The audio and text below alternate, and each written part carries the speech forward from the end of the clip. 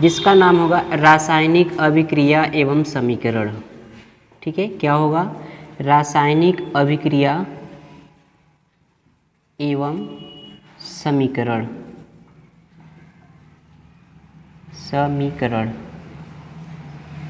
ठीक है, और इसको इंग्लिश में क्या बोलते हैं? इंग्लिश में बोलते हैं केमिकल रिएक्शन एंड इक्वेशन। ठीक है, रासायनिक अभिक्रिया एवं समीकरण ये केमिस्ट्री का पहला चैप्टर है और कक्षा 10 की जितने भी केमिस्ट्री का सिलेबस था उसके बारे में हम क्या कर लिए हैं, उसके बारे में हम डिस्कस कर लिए हैं। तो आज हम लोग डिस्कस करेंगे केमिस्ट्री के पहले चैप्टर जिसका नाम होगा रासायनिक अभिक्रिया एवं समीकरण। ठीक है, तो सबसे पहले हमें इसमें समझना है कि रासायनिक अभिक्रिया किसे कहते हैं। रासायनिक अभिक्रिया किसे कहते हैं? इस टॉपिक को समझने से पहले हमें ये देखना है यहाँ पे कि पदार्थ किसे कहते हैं। ठीक है, क्या चीज़? पदार्थ। इसको इंग्लिश में कहते हैं मैटर। अब पदार्थ की परिभाषा हर किसी को पता होगा, क्लास 9 आप पढ़ कर आए होंगे कि जो वस्तु स्थान घेरता हो तथा जिसमें द्रव्यमान हो, भार हो, उसे क्या कहते हैं? पदार्थ कहते हैं। बेसिकली हर किसी को ये पता होगा कि परिभाषा क्या है पदार्थ की। पदार्थ को और क्या कहते हैं? तो पदार्थ को द्रव्य भी कहते हैं, इंग्लिश में इसको सब्सटेंस कहते हैं। तो जो वस्तु स्थान घेरता हो तथा जिसमें क्या होता हो, वेट होता हो या द्रव्यमान होता हो, मास होता हो, उसे क्या कहते हैं? उसे हम पदार्थ कहते हैं। जैसे कोई भी वस्तु है, सपोज कीजिए कोई वस्तु है, इस वस्तु को जहाँ कहीं हम रखेंगे, यहाँ रखेंगे तो यहाँ का जो स्पेस होता है ये क्या करता है? घेर लेता है।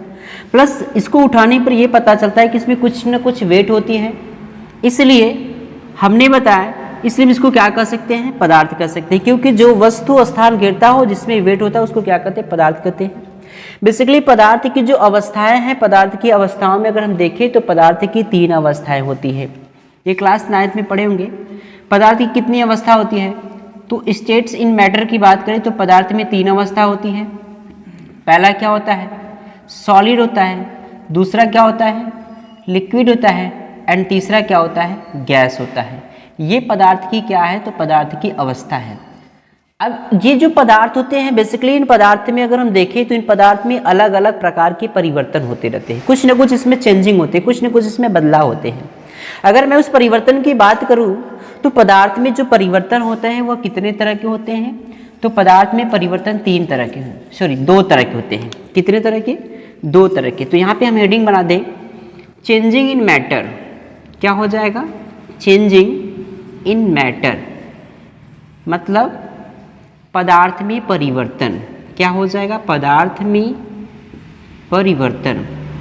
अब देखिए जो पदार्थ में परिवर्तन है, यह पदार्थ में परिवर्तन कितनी तरह के होते हैं? तो पदार्थ में परिवर्तन 2 तरह के होते हैं। कितने तरह के? 2 तरह के होते हैं। पहला जो परिवर्तन होता है उसको हम लोग कहते हैं फिजिकल चेंजिंग। क्या कह देंगे? Physical changing. एंड जो दूसरा हो जाएगा उसको क्या कह देंगे? उसको केमिकल चेंजिंग कह देंगे। केमिकल चेंजिंग कह देंगे। ठीक है, फिजिकल चेंजिंग को हिंदी में कहते हैं भौतिक परिवर्तन कहते हैं। क्या कह देंगे? भौतिक परिवर्तन कहते हैं। क्या कह देंगे? भौतिक परिवर्तन। और जो केमिकल चेंजिंग है, केमिकल चेंजिंग को हिंदी में कहते हैं रासायनिक परिवर्तन। रासायनिक परिवर्तन। तो आप लोगों को समझ में आ गया होगा कि जो परिवर्तन होता है, परिवर्तन 2 प्रकार के, कौन कौन से? भौतिक परिवर्तन होता है और दूसरा क्या होता है? रासायनिक परिवर्तन। अब हमें यह समझना है कि भौतिक परिवर्तन क्या है और रासायनिक परिवर्तन क्या है। सपोज कीजिए कि आपने क्या लिया? पानी लिए, और उस पानी को हमने क्या किया?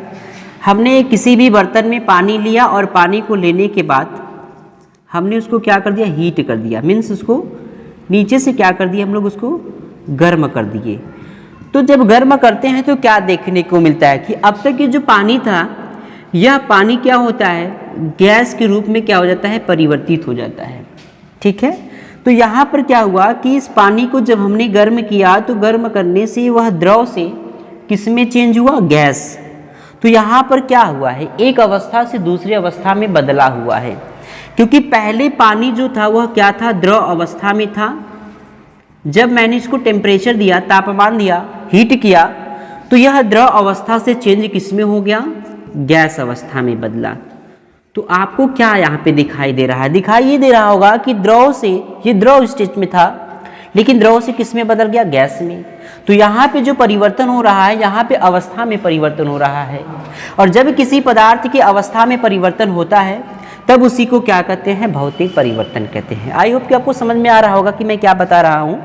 भौतिक परिवर्तन का परिभाषा क्या बता देंगे कि जब किसी पदार्थ के अवस्था में परिवर्तन होता है तो इस प्रकार के परिवर्तन को क्या कहते हैं? इस प्रकार के परिवर्तन को भौतिक परिवर्तन कहते हैं। जैसे मैंने बताया, द्रव का क्या होना, द्रव का गैस में चेंज होना, यह कैसी परिवर्तन है? भौतिक परिवर्तन है। क्यों? क्योंकि द्रव एक अवस्था है और इस द्रव अवस्था से किस में चेंज हुआ है? गैस अवस्था में चेंज हुआ है। तो ये द्रव से गैस में चेंज हुआ तो एक प्रकार की अवस्था में परिवर्तन हुआ। और जब अवस्था में परिवर्तन होता है तो इस प्रकार के परिवर्तन को हम लोग क्या कहते हैं? भौतिक परिवर्तन कहते हैं। क्या कहते हैं? भौतिक परिवर्तन कहते हैं। जैसे अब दूसरी एग्जाम्पल की मैं बात कर लूँ। दूसरा हम अभी लेकर आए क्या चीज़? बर्फ लेकर आए, ठीक है। अब इस बर्फ के टुकड़े को अगर हम कुछ पल के लिए रख दें तो यह बर्फ का जो टुकड़ा होगा ये क्या होगा? ये धीरे धीरे देखेंगे तो ये धीरे धीरे द्रव में क्या होता है? पिघलने लगता है। तो ये धीरे धीरे पूरा क्या होगा? फाइनली क्या हो जाता है? द्रव में चेंज हो जाता है। तो यहाँ पे अब जो बर्फ था, पहले बर्फ किस अवस्था में था? तो बर्फ जो था वो ठोस अवस्था में था, ठीक है। अब उसके बाद यह ठोस अवस्था में तो था, लेकिन कुछ समय बाद क्या हुआ? इसमें कुछ समय बाद इसमें परिवर्तन हुआ। तो जब परिवर्तन हुआ तो यह ठोस से किस में बदल गया? ठोस से द्रव में बदल गया। अब ये द्रव क्या है? द्रव एक अवस्था है। तो ठोस से द्रव अवस्था में बदला कि नहीं बदला? और जब ठोस से द्रव अवस्था में बदला तो यह भी एक प्रकार का क्या हुआ है? इसके अवस्था में नहीं परिवर्तन हुआ है, और यह भी इसका एग्जाम्पल हो जाएगा। तो इस प्रकार के जो परिवर्तन होते हैं, इस प्रकार के परिवर्तन को हम लोग फिजिकल चेंजिंग यानी भौतिक परिवर्तन कहते हैं। आप लोग को समझ में आ गया होगा कि भौतिक परिवर्तन क्या है। मैंने बताया कि जब किसी पदार्थ के अवस्था में परिवर्तन होता है तब उसे क्या कहते हैं? तब उसे भौतिक परिवर्तन कहते हैं। जैसे एग्जाम्पल में मैंने बताया कि द्रव को गर्म करने पर गैस में बदलना। तो द्रव को परिवर्तन करने पे गैस में, मतलब द्रव को गर्म करने पर गैस में बदला तो अवस्था परिवर्तन। ठोस से किस में बदला? द्रव में बदला। यह भी कैसी परिवर्तन? यह भी आपके भौतिक परिवर्तन हो जाएगा, ठीक है। अब हम बात करेंगे किसकी? रासायनिक परिवर्तन की। तो देखिए रासायनिक परिवर्तन क्या है, आप लोग लिख लीजिएगा अपने से कि जब किसी पदार्थ की अवस्था में परिवर्तन होता है तो उस प्रकार के परिवर्तन को भौतिक परिवर्तन कहते हैं। जैसे बता दीजिएगा कि पानी का जो है कि किस में चेंज होना? गैस में चेंज होना, और बर्फ का किस में चेंज होना? द्रव में चेंज होना, ठीक है। तो यह एक प्रकार की कैसी परिवर्तन है? तो यह प्रकार की भौतिक परिवर्तन है। अब हम बात करेंगे रासायनिक परिवर्तन की। अब देखिए रासायनिक परिवर्तन में होता यह है कि कोई भी पदार्थ है और उस पदार्थ में क्या हो जाए? उस पदार्थ में परिवर्तन हो, ठीक है। तो परिवर्तन होने के बाद वह एक नए पदार्थ का क्या कर लेता हो? निर्माण कर लेता हूं। कौन सा पदार्थ? किसी नए पदार्थ का। तो जब नए पदार्थ का निर्माण हो जाता है तब उसे क्या कहते हैं? रासायनिक परिवर्तन कहते हैं।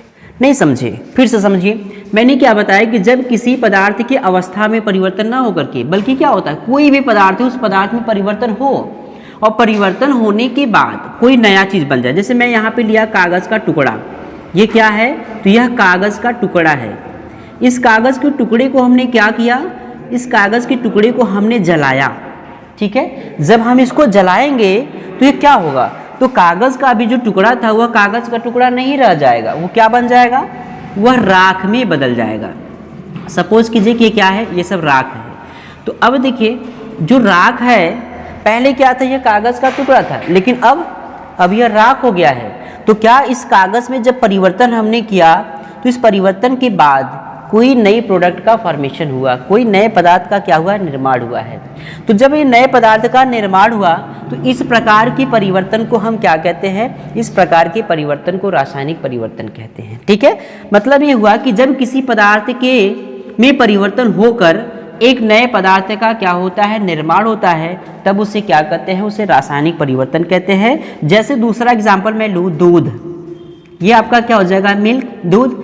अब ये दूध में क्या होगा, परिवर्तन होगा, और दूध में परिवर्तन होने के बाद क्या बन जाएगा, दही बन जाएगा। तो दूध से दही जब बना, तो दूध से दही बनने की जो मेथड है, इसके बाद आपने क्या देखा, दूध जो पहले था ये इसमें चेंजिंग हुआ, और चेंजिंग होने के बाद ही कोई नया प्रोडक्ट बना लिया है, कोई नया उत्पाद बना लिया है। तो यहाँ पर कोई नए पदार्थ का निर्माण हो रहा है, और जब नए पदार्थ का निर्माण होता है तब उसे क्या कहते हैं, रासायनिक परिवर्तन कहते हैं। भोजन का पाचन, फलों का पकना, ये सब कैसी परिवर्तन है, रासायनिक परिवर्तन है। तो बहुत सारे परिवर्तन है, आप उसमें देखिए कि जब अवस्था में परिवर्तन हो रहा है तब उसको हम भौतिक परिवर्तन कहेंगे, और जब किसी पदार्थ में परिवर्तन होकर एक नए पदार्थ का निर्माण हो रहा हो तब उसे क्या कहते हैं, रासायनिक परिवर्तन कहते हैं।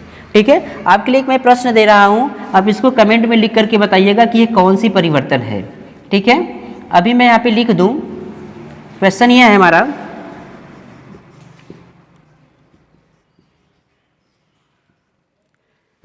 खाना का पकना, खाना का पकना यानी खाना को हम क्या कर सकते हैं, भोजन का पकना। खाना अच्छा नहीं लग रहा है, हम भोजन कहेंगे। किसका पकना, भोजन का पकना। तो भोजन का पकना कैसा परिवर्तन है, रासायनिक परिवर्तन है कि भौतिक परिवर्तन है, ये आप कहाँ लिख कर बताएंगे, कमेंट बॉक्स में इसका उत्तर हमें लिख करके बताइएगा। ठीक है, तो आई होप कि आपको समझ में आ गया होगा कि रासायनिक अभिक्रिया समीकरण में पहला टॉपिक हमने क्या बता दिया आपको, परिवर्तन। तो परिवर्तन बेसिकली दो प्रकार के, भौतिक परिवर्तन, रासायनिक परिवर्तन। भौतिक परिवर्तन क्या है, जब किसी पदार्थ की अवस्था में परिवर्तन होता है तो उसको भौतिक परिवर्तन कहते हैं, जैसे बर्फ का पिघल करके जल में बदलना। रासायनिक परिवर्तन, जब किसी पदार्थ में परिवर्तन होकर नया पदार्थ का निर्माण होता है तो उसे क्या कहते हैं, रासायनिक परिवर्तन कहते हैं। तो ये जो एक प्रकार का परिवर्तन है, यानी भोजन का पकना जो है, यह आप लोग बताइएगा कि ये भोजन का पकना कैसा परिवर्तन है, भौतिक परिवर्तन है कि रासायनिक परिवर्तन। ठीक है, थैंक यू।